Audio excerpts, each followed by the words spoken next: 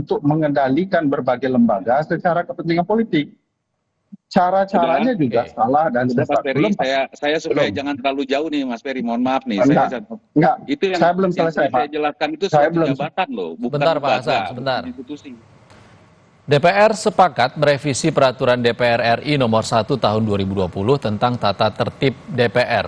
Dan lewat revisi ini DPR memiliki kewenangan untuk mengevaluasi sekaligus merekomendasikan pemberhentian pejabat yang telah melewati proses uji kelayakan dan kepatutan di DPR, namun tidak menunjukkan kinerja baik. Langkah DPR ini mengundang kritikan karena DPR dinilai melewati kewenangannya sebagai lembaga legislatif. Kita akan bahas bersama Ketua Badan Legislasi DPR RI dari fraksi Gerindra, Bob Hasan, dan pakar hukum tata negara dari Universitas Andalas, Ferry Amsari.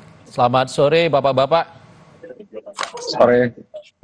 Bang Ferry, kita ke Pak Hasan dulu. Pak Hasan, ini rekomendasi pencopotan pejabatnya dari peraturan DPR itu mutlak apa tidak?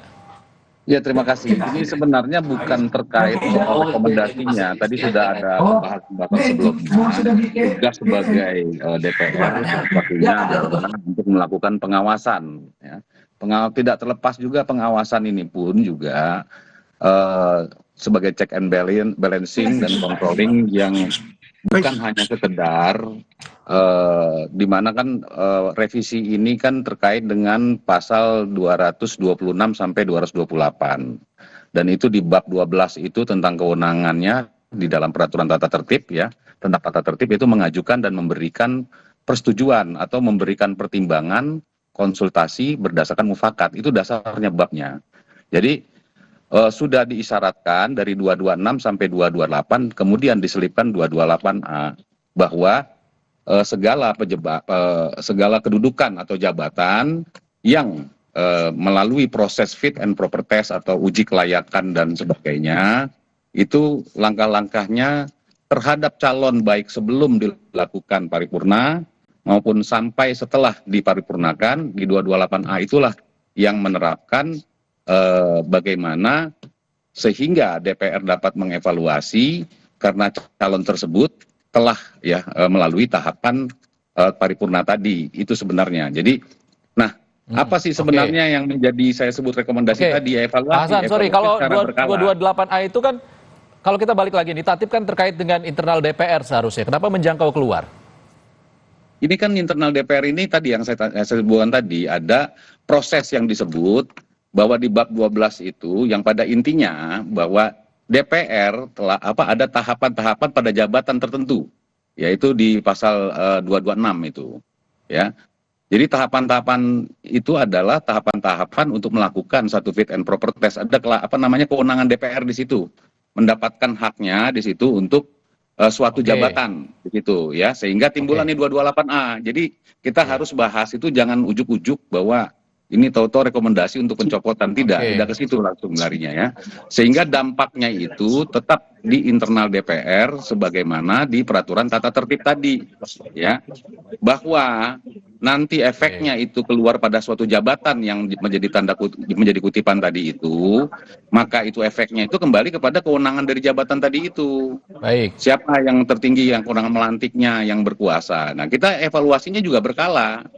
Di situ di pasal 228A itu tertera juga ada pernyataan bahwa itu berkala evaluasinya. Jadi nggak serta-merta langsung bahwa rekomendasinya pencopotan, tidak.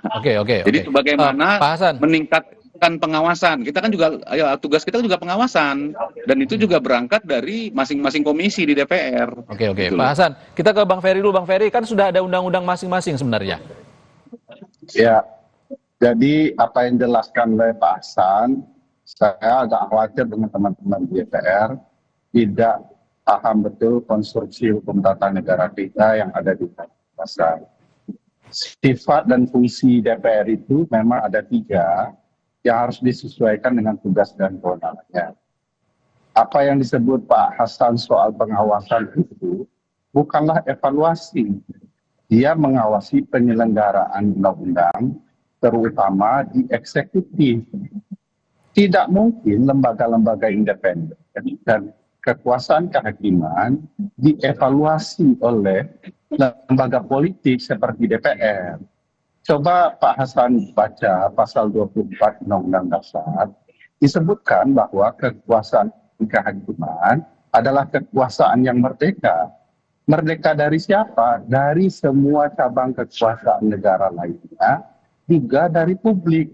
Dia betul-betul harus mandiri, memutus atas dasar keadilan. Oleh karena itu, bahkan evaluasi berkala pun adalah statement yang janggal. Statement yang sangat aneh menurut saya kalau peradilan dievaluasi berkala. Karena di mana saja lembaga peradilan di muka bumi yang negaranya betul-betul menegakkan konstitusi, tidak ada evaluasi berkala peradilan oleh lembaga politik.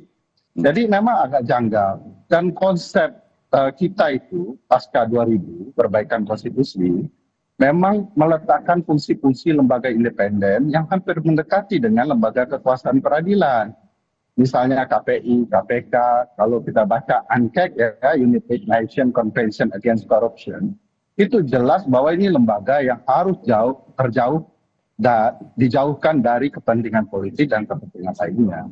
Saya melihat memang peraturan DPR ini menunjukkan ada upaya politik, bukan mereka tidak mengerti ya, tetapi ada upaya politik untuk mengendalikan berbagai lembaga secara kepentingan politik. Cara-caranya juga salah dan Mas sesat. Ferry, saya supaya jangan terlalu jauh nih Mas Ferry, mohon maaf nih. Enggak, itu yang saya belum selesai, saya jelaskan itu suatu jabatan loh, bukan Sebentar, Pak lembaga, Hasan, sebentar. bukan institusi, bukan. Suatu jabatan Mas Ferry, supaya jangan jabatan, Pak, tadi Bapak Mas harus Ferry paham, sudah lari ke jabatan lembaga hakim peradilan gitu loh. lah, satu jabatan kan juga di lembaga peradilan, Pak. Bukan, ini yang kita punya tatib dari pasal 226 itu tentang suatu jabatan. Jadi seperti contoh kalau tadi Mas Ferry Makanya bilang Pak, lembaga buat peradilan. peraturan tidak boleh sumir, Pak. Peraturan yang Bapak buat. Sumir. Makanya saya justru meluruskan, ini bukan Bapak lembaga, ngerti sumir, Pak? atau institusi. Kalau di dalam ketentuan itu terang benerang jelas, maka itu tidak sumir namanya. Tapi kalau peraturan itu mengambang, justru saya ingin menegaskan bahwa ini bukan tentang institusi. Ini adalah tentang suatu jabatan. Di 226 itu begitu. Bahwa ada tahapan fit and proper test. Mas Ferry tahu nggak? Hakim Agung itu ada fit and proper testnya. KPK kemarin itu ada fit proper testnya gitu loh. Nanti soal bahwa kalau oknum di sini atau salahnya jabatan Bapak. tersebut, Konsep untuk mengevaluasi lembaga peradilan tidak boleh di peraturan tata tertib. Baca deh Pak. Konsep dan pengetahuan soal ini. Konsepnya harus dibatasi di undang-undang. Bapak harus bedakan antara, kan Bapak kan ini ketatanegaraan Pak. Lembaga peradilan dengan hakim Mahkamah Agung. Kita ambil contoh, hakim Mahkamah Agung itu fit and proper test-nya di DPR Pak. Itu di coba saya tanya. Sudah ada gitu. Iya Pak, itu betul. Bapak ketika melakukan fit and proper test itu dalam tugas Bapak. Tetapi kalau kemudian mengevaluasi hasil kinerja dan kapasitas hakim kan tidak ada. Nah itu boleh. Lanjutkan, itu nggak apa-apa. Saya teruskan. Bapak dengar baik-baik itu. Iya. Tugas DPR itu hanya konfirmasi yes or no dari kerjanya Komisi Yudisial.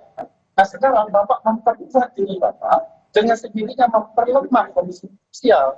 Padahal di Undang-Undang Dasar jelas skop tugas dan kewenangan masing-masing. Dan tidak ada putusan peradilan soal itu, Pak. Nah, sepakat. Yang aneh kalau memperkuat ini peraturan yang bukan di yang lainnya. Saya yang maksud peraturan tata tertib ini hanyalah langkah awal untuk mengubah undang-undang, untuk memperkuat fungsi dan tugas kewenangan dari DPR, untuk lebih jauh mengendalikan berbagai jabatan yang tentu saja berkonsekuensi kepada lembaga. Tidak mungkin pejabat lembaga tidak berkonsekuensi kalau bisa dipengaruhi lembaga politik. Jadi hilang marwah peradilannya gara-gara pejabat kemudian bisa dikendalikan. Nah, itu problematikanya Pak Hasan. Iya. Jadi sepakat, pokoknya saya sepakat sama Mas Ferry, kekhawatiran Mas Ferry saya sepakat. Artinya begini, di sebelum 228A itu sudah ada 226, yang kan 227, 228A itu baru selipan ya. Jadi bahwa sebelumnya Mas Ferry, beberapa jabatan ya seperti Hakim Agung dan sebagainya itu dilakukan satu proses fit and proper dan sebagainya, itu sudah menjadi satu pelaksanaan yang dilakukan oleh DPR. Hanya ditambahkan pada hari ini setelah ya kan, pejabat atau jabatan tersebut diparipurnakan. Jadi bukan ke lembaganya, Pak, bukan. Nanti ketika kita melakukan satu proses sama dengan fit and proper test juga, ini hasilnya begini, begini, ini. Itu juga kita memberikan, Pak, dari hasil paripurna itu kita berikan kepada lembaga yang berwenang, gitu loh. Soal keputusan, DPR tidak ikut campur, Mas Ferry, begitu loh. Nah, sama juga, jadi tidak mengganggu lembaga peradilan bahwa ternyata Hakim Agung ini hasil fit and proper test daripada DPR.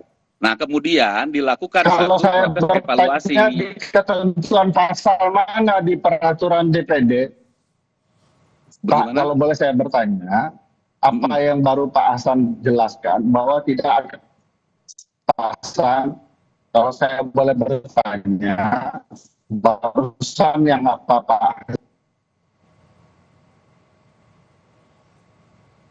Pak Hasan, tampaknya kita ada gangguan komunikasi dengan Ferry Amsari.